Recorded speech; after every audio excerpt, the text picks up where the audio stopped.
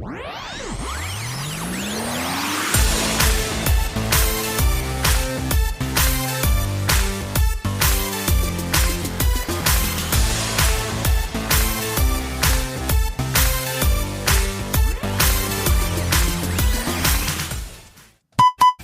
to copyright concerns, please enjoy a reenactment of a snippet from the trailer for the movie Last Christmas from 2019. You again? What do you mean again? Did you follow me here? Are elves always so cynical? Yes, relentlessly. These are dark times. I'm Tom. Kate, fade out before the Last Christmas lyrics kick in.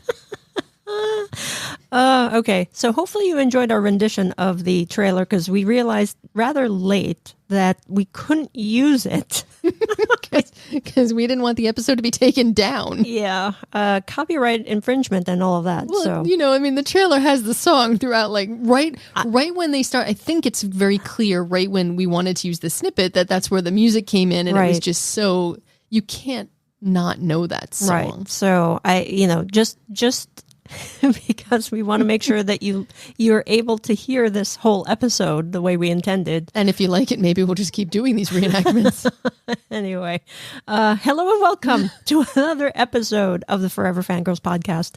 I am Sheila Amato, and you can find me and my wife on our website at foreverfangirls.com. And I am Kimberly Amato, and you can also find us on Twitter, Facebook, and Instagram at ForeverFanPod.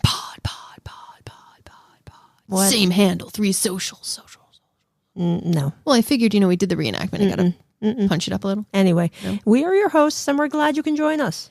Anyway, we do have a what I hope is a great show for you today, folks, because we will be discussing, if you didn't already gather this, the 2019 holiday film Last Christmas. I give you my heart, but I shouldn't sing if we're trying to not put it in the trailer. I was going to say the very next day, you gave all our money away when the copyright lawsuit came through. And for anyone who held out hope to win Whamageddon, I'm sorry. Well, I honestly didn't think that was a thing. Really? Yeah. But anyway, back to our topic on hand.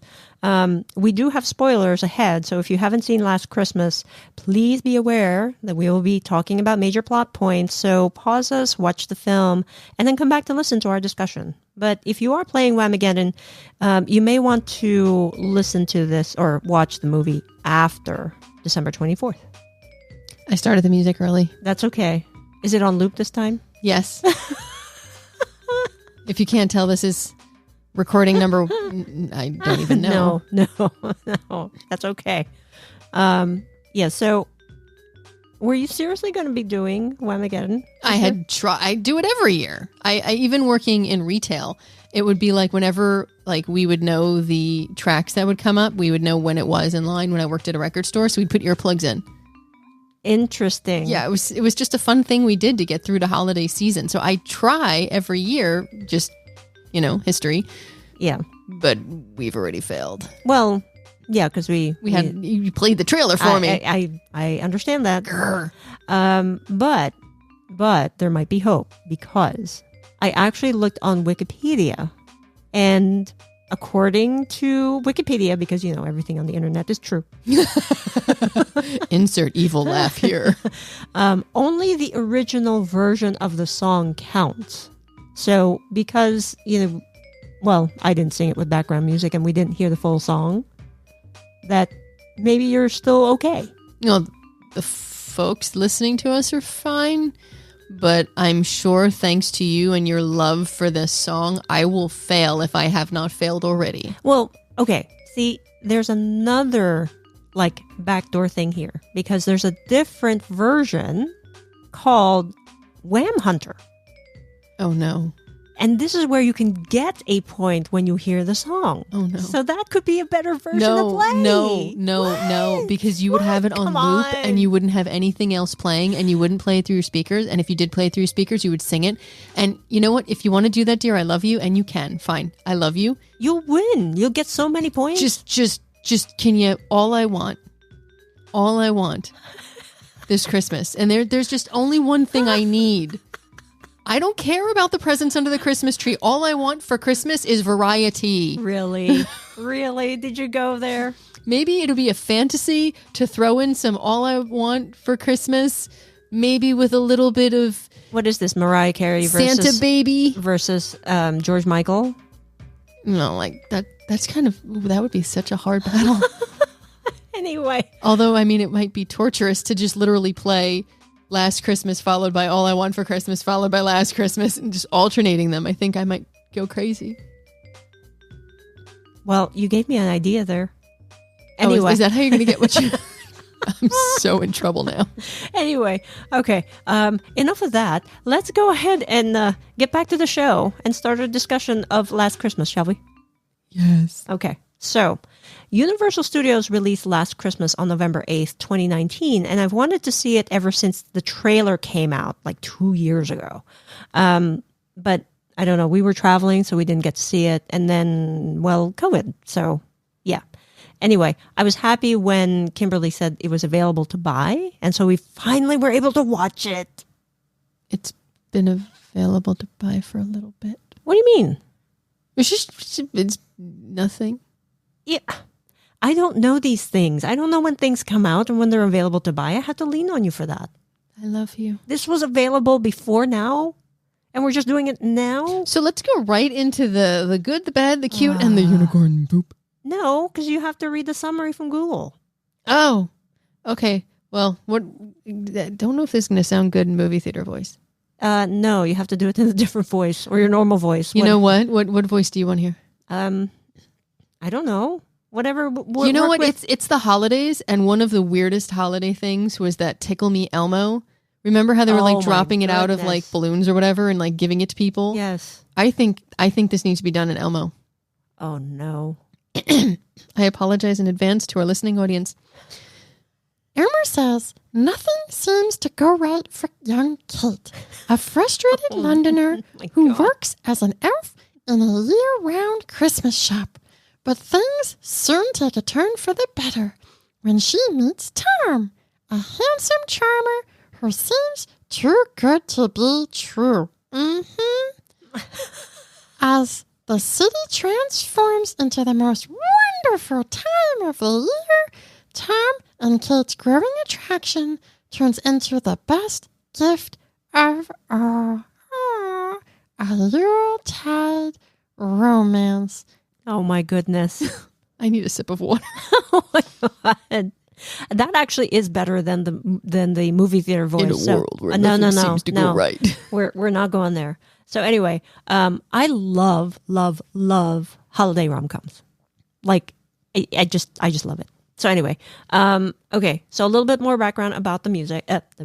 Music, George Michael. Yes, the music of George Michael. But no, for the movie, it's 2017, and Kate works at a Christmas shop, as Elmo said. A year ago, Kate had an issue with her heart and almost died. She had a heart transplant, and now she's lost, afraid to live, and in the process, she wrecks her relationships with friends and family. So she meets Tom, and he's the only person that makes her feel like she exists. And so she starts doing things for others. Plays matchmaker for Santa, volunteers at the local homeless shelter. She even puts on a Christmas show to raise money for the shelter. And then she goes ahead, in the midst of this, mends her relationships with her friends and family.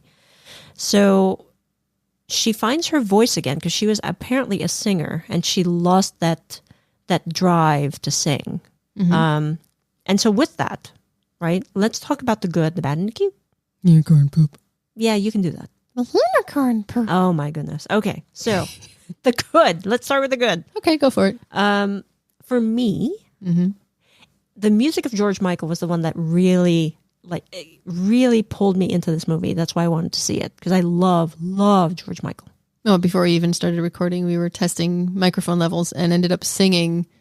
Because I gotta have faith. I'm just going to point out, my wife has a beautiful voice and I just sound like glass being scratched across a chalkboard. No, that's not true. Or nails. Anyway, yes, George Michael's my boy. I remember in the Philippines, we would have like big family gatherings. And, we would have like these talent showcases. So all of the cousins would do a song or whatever, right?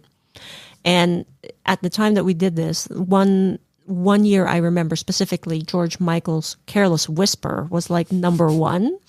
So I'm like, all right, I am going to sing this song, not knowing really what the song lyrics meant. So I was singing that, and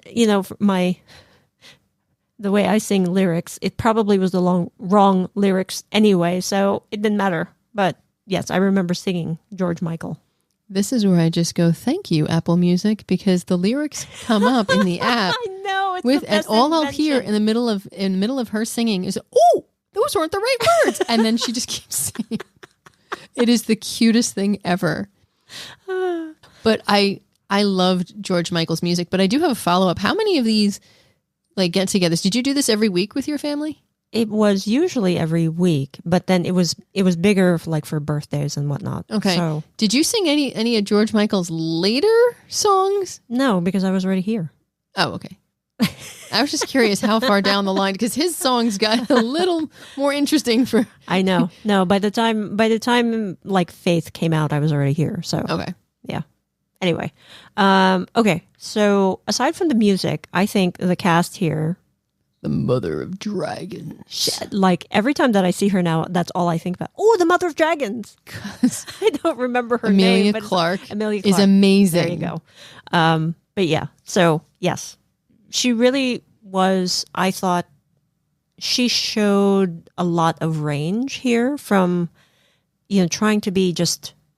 She wasn't sure what was wrong. She just wanted to run away. It seemed like she wasn't happy. And then, the transformation, at least for me, I was able to just connect with that character and how she played it throughout the film.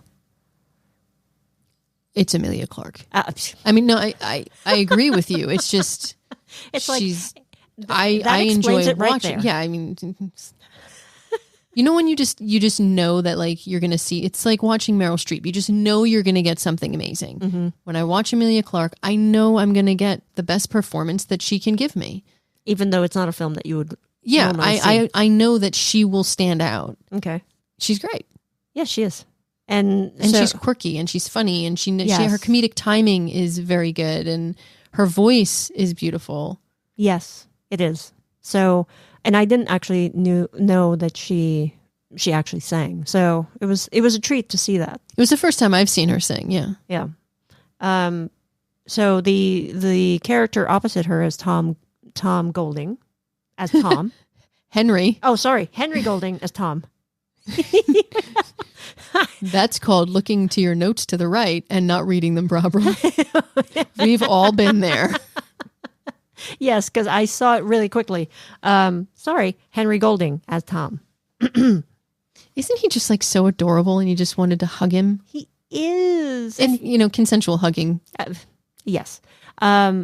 He was in A Simple Favor, and that's where I recognized Really? him from. Yes. And you actually did a written review for it when we saw it. Oh, God. I did it eons ago. If I still have it, I'll put it on the website.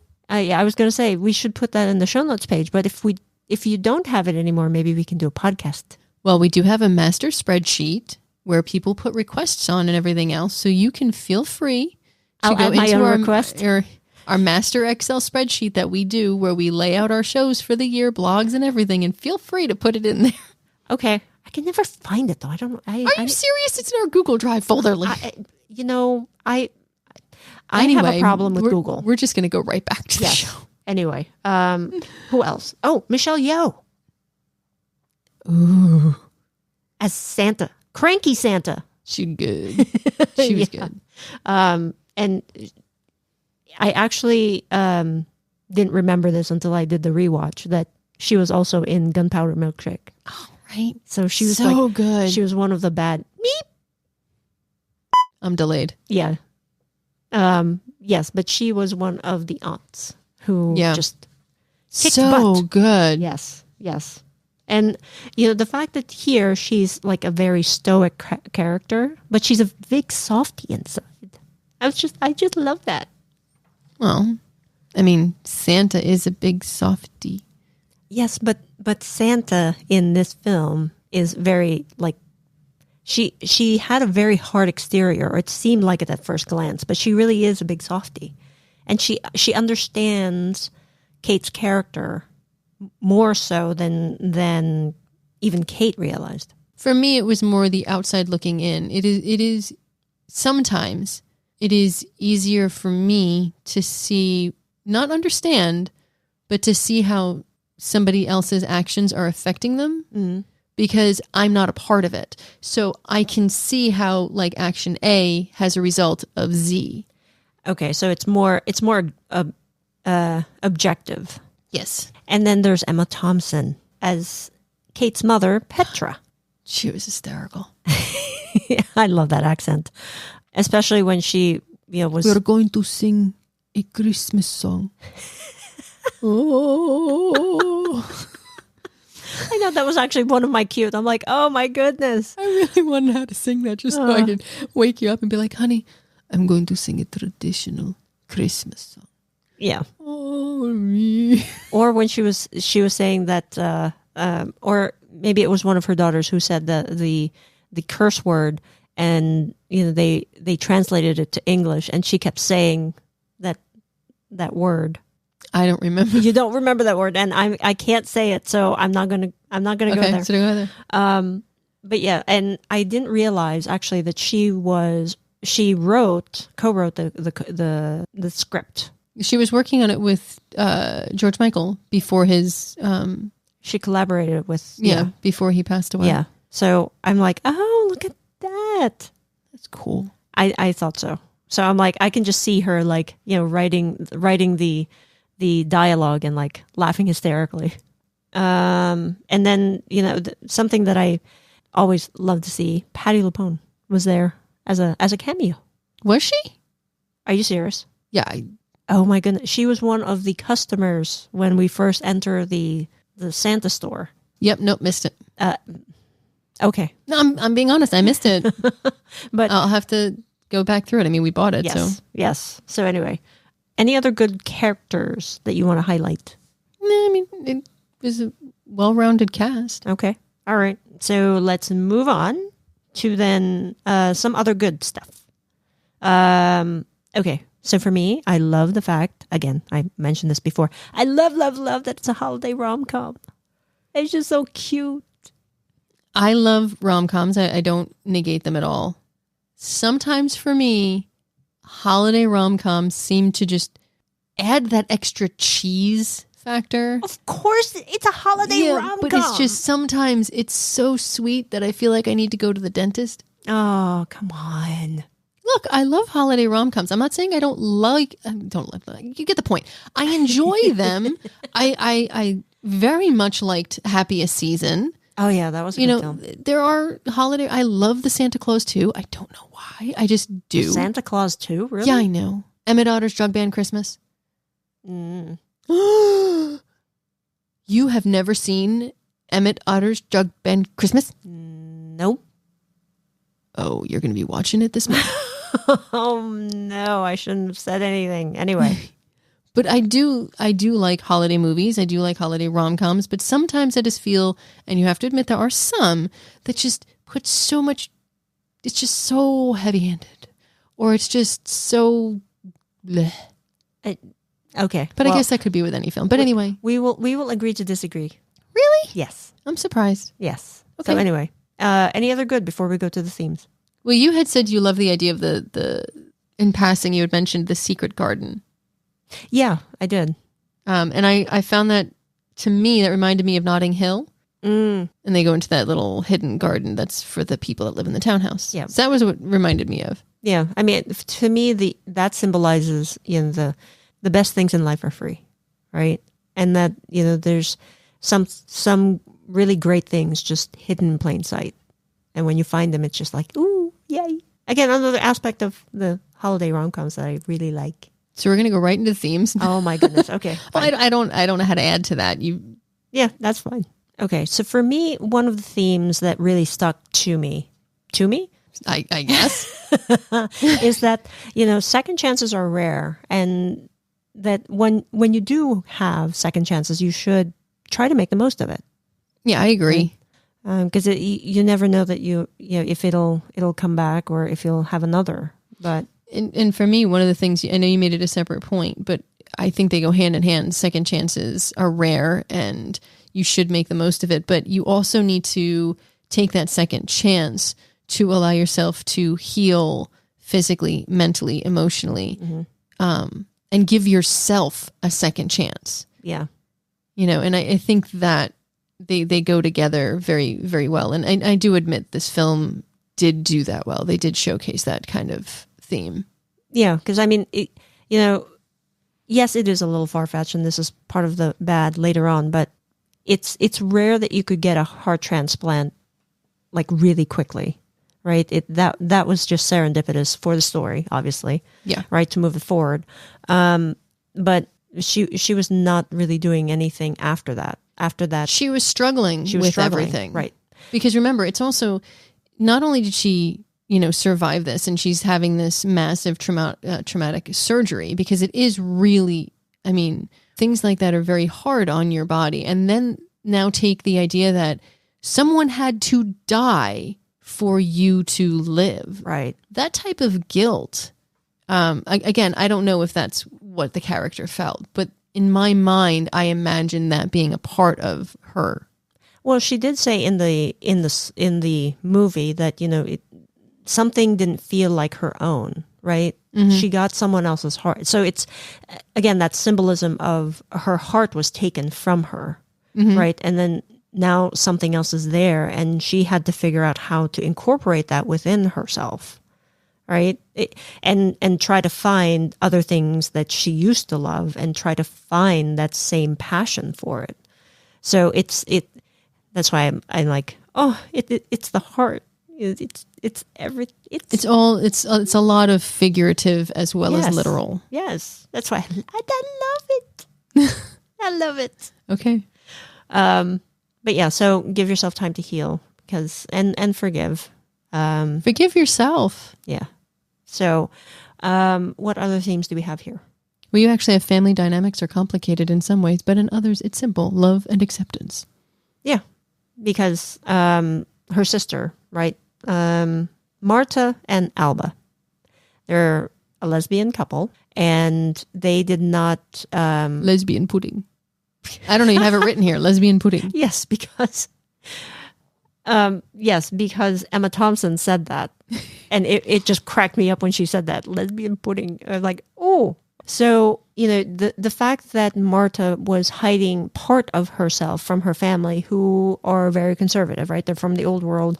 And she did not want to put her relationship in a tenuous situation, right? Because she was not open to her family. Yeah. And then towards the end of the film, they were, and the family, specifically Emma Thompson's character, did accept them. And and that's, life is too short. Well, it can be simple. It can be simple. It doesn't mean it always is. Right. It is a holiday rom-com after all. Yeah. So, but the torment and the discomfort and the stress she's putting upon herself because she's so concerned about what her family will think about her girlfriend and her sexuality. Yeah. It's true and it's important. Yeah. Because, even in that family dynamic, right, Kate was the star of the family, right? Even though Marta actually became a lawyer and followed in her father's footsteps, she didn't seem like she was good enough, right? Well, I don't know if it was that. I didn't pick up on that. I always felt that it was because Kate was the sickly one. So they constantly had to focus on Kate, and Marta really could take care of herself. So unfortunately, sometimes you focus on the one who needs more help because they're sickly. I mean, that could be, but the way I received it when watching the film was, she was a really great singer in the church. Kate was, and then she had the illness, right? But it seemed like they always focused on her because she was doing all of these things that her mother put more importance on. Maybe. So I didn't receive it that way, but I can see that. Yeah. And speaking of Petra, right? It was very hard for her to let go of the past. She was stuck in the past. I mean, literally, when you were saying she was singing a Christmas song, it was lamenting. I was like, oh my God. Or it sounded like she was lamenting. But she was also afraid to be deported, right? She was always afraid that someone was going to just take her because they had to flee their home country, right, from persecution. And she's afraid that they were going to do that again. So she was always afraid of what would happen. So I'm like, she just needed to let go of the past. But I can see how she can't. I can understand it. I can understand it too. But living in it day in and day out also hinders you. So you have to accept that this is the new world, and then it is okay. It's a better life than what you had. And actually live in the moment rather than constantly worry about the past or the future. I have nothing intelligent to add to that. Okay.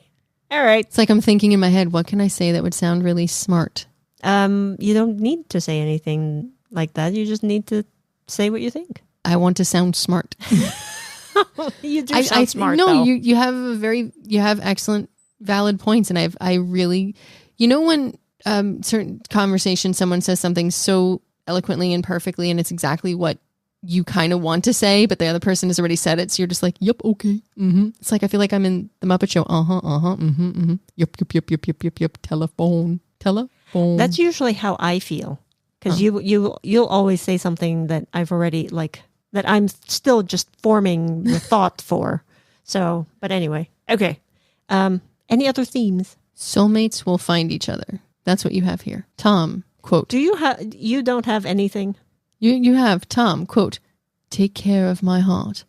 It was always going to be yours, one way or another. I actually put that there for you. Oh.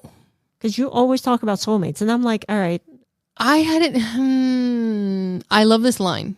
Mm-hmm. Okay. Because you take care of my heart because it was always going to be yours. Mm-hmm. And I do talk about soulmates a lot. I do believe in it. I know that sounds silly and some people make fun of me for it. I do believe in soulmates. I do believe you're my soulmate. We met in a completely different state. And found each other anyway. Mm-hmm. The thing is, it wasn't like I went to the same high school as the person or we went to the same college. You came from another country. You lived in California, then you lived in Kentucky, then you lived in California, then you lived in, you've been a lot of places, and you ended up in New York, and we met in Pennsylvania. So I love this line. I do believe in soulmates. I do believe that you were meant to have my heart, and I was forever meant to be your partner in life for the rest of my life, which is why we have to go out like the Notebook, because I ain't surviving without you. Anyway, okay. But yes, I like that you put that point in there. But can I slip right into the bad? You've been waiting to slip into the bad this whole time, but so go ahead. No, because it kind of goes with this. I don't want to say it's a huge bad, but I'm just gonna go right into the I'm so sorry bad section. Mm-hmm. It felt weird. This relationship, it felt weird. Like you're basically, think about it. She's kissing air. Yeah. It's weird. It's basically she's falling in love with herself. Okay, let's think about that. I'm 100% behind loving yourself for who you are, accepting who you are, living your truth. I am 1,000,000% behind that. This just felt odd to me. Okay. Because she's visualizing a man who is, I guess, represents her perfect mate or her soulmate. Maybe. And basically saying, you're my soulmate, and taking that line that I do love, you're my soulmate, my heart was going to be yours, but guess what? I'm dead. So you have it physically, but you'll never have love with me. But it is the thing that gives her the second chance. It's holiday rom-com. Exactly. Cheese. I love cheese. It's just, it's hard. Yummy. It's hard for me. I literally kept looking at you going, really? And I'm like, just watch it. Just watch it. Stop it. Look, literally. Okay, this is my section. I figured out the entire film from the trailer. And you kept looking at me going, no, you're wrong. And I literally went, last Christmas, I gave you my heart. And the very next day, you gave it away. Literally, Kate is given his heart, and the very next day she starts drinking and she's on a downward spiral because she's, quote, giving it away. Because she is losing herself, and it's about finding herself again after something like that. I literally told you, I said, oh, I bet you the guy's dead and he gave her her heart. And you like smacked me in the shoulder. And you're like, stop it. Yes, because I like the journey. No, it was from the trailer. The film wasn't even out yet. I wanted to see the movie to see how they would put it together and present it. I wanted to see the ride. I wanted to go on the ride. It was so predictable. So predictable. Yes, I understand that. Normally, and I was able to just suspend my disbelief and just not even think about that. How did you manage to do that? I really am curious. How did you manage to suspend disbelief that far? Because I wanted to see how the characters develop and what road they took. That's just me. I would have given you the lyrics to Last Christmas and I would have told you where the road. Really? Really? Think about it. Last Christmas, because she got her heart last Christmas, I gave you my heart. The very next day, you gave it away because she went on the downward spiral, guilt-induced, not giving the second chance, not taking care of herself. Not like, okay, this year, to save me from tears, I'm going to give it to someone special, myself. Just saying. Are you done? Am I wrong? I didn't say you were wrong. I'm curious, though. Am I wrong? No, I didn't say that, and I don't think that you are. And it's just the way our brains actually work, right?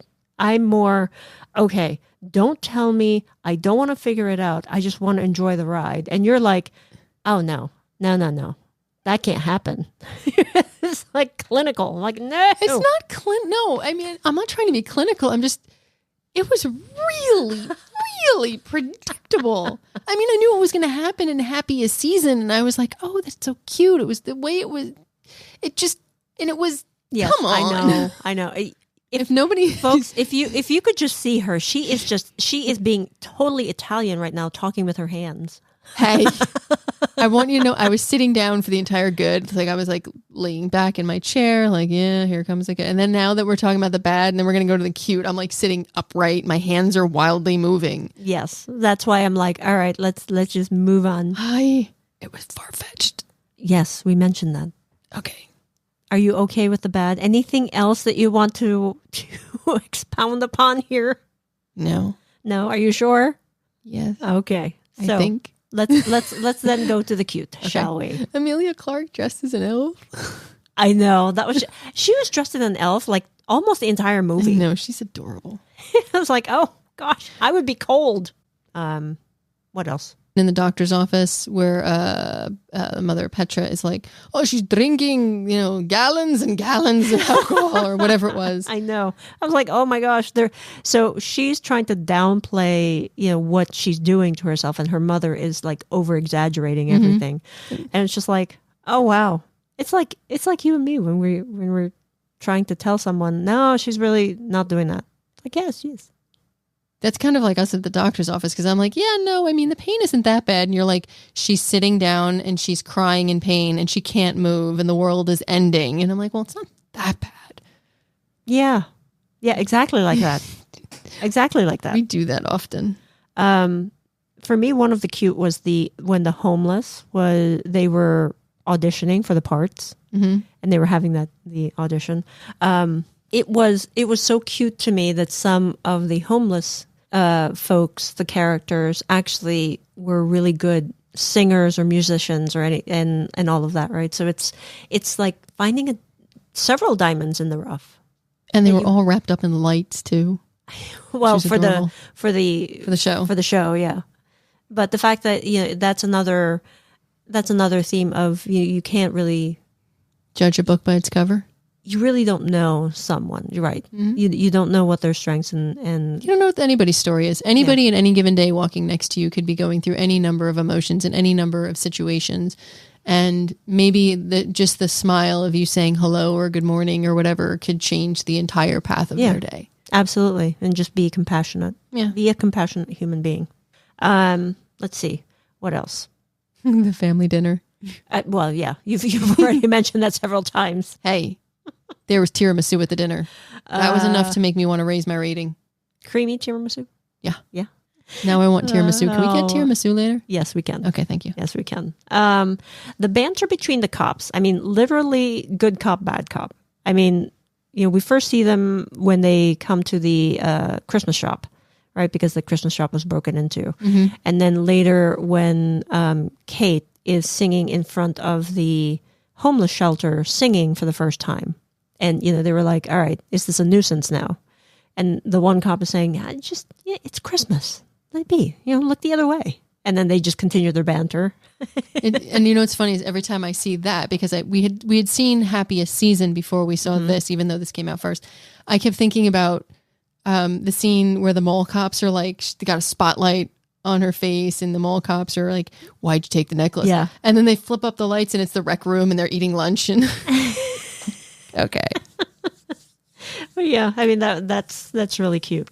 I thought you would actually appreciate that when in the scene where it was Kate and her mom, right? Kate actually broke the fourth wall, and she looked straight at the camera when her mom was saying, "Oh, they're gonna get me because it's the Poles," and the expression of Kate, her facial expression at that moment, made us both laugh out loud. Well, because again, it's like you could feel her pain. It's like you feel like you're already, you're making this breakthrough, and then she says something like that, and then it just puts you right back into square zero. Like 10 steps forward and 50 steps back. And and it's always when dealing with a parent. Yeah. And I'm sure that it's going to be our niece's nephews dealing with us soon. Yes. So I'm waiting for it. I just want to put, secret cameras and follow my nephew and niece around when they're with us and see if we get that same expression. Oh my goodness. Which we probably will. Yeah. And then the only other cute that I can think of, and I don't know if it was you who first saw it, but on the bench dedication, it actually did say Tom Webster, right? 1986 to 2016, look up.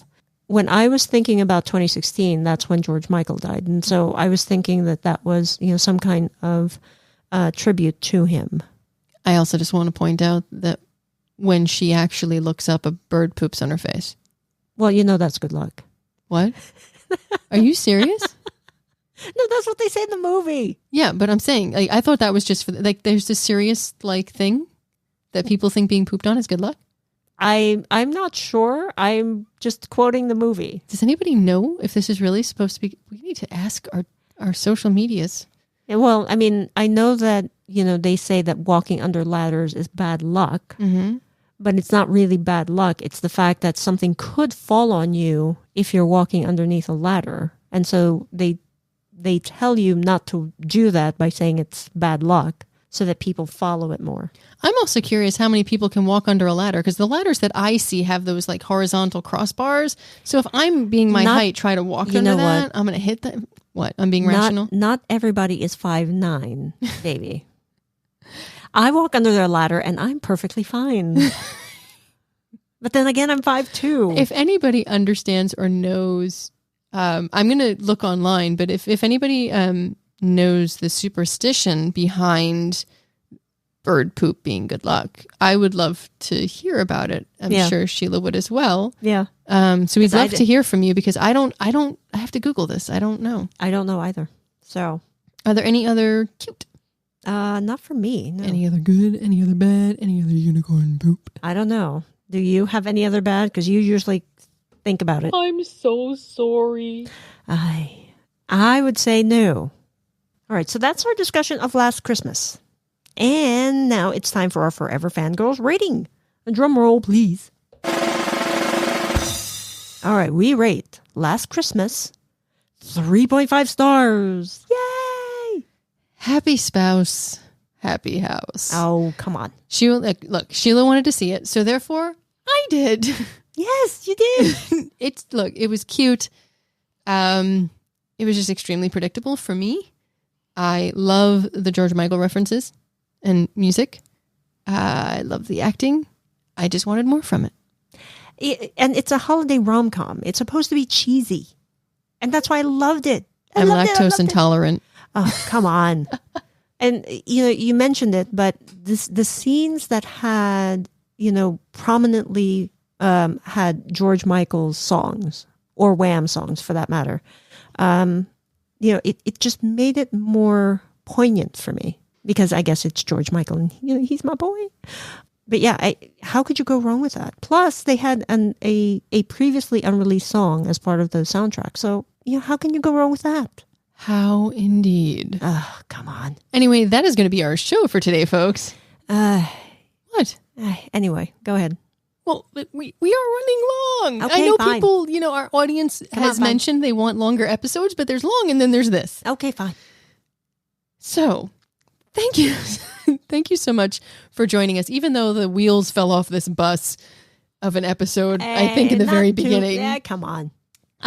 Were there any key points that we should have discussed? Have you seen the film? Do you want to see the film after hearing our ratings and review? Let us know by leaving us a voicemail via speakpipe.com/Forever Fangirls podcast. As always, if you're listening to this episode, hit the little subscribe button so you don't miss an episode. And if you want to give us a rating, we would absolutely love that. And until next time, stay safe, be kind, and remember, as Kate says, we are so lucky to be alive. We are lucky to be able to help each other in little ways and in big ways. The reason we are so lucky is because helping each other is, in fact, what makes us happy. And that is all.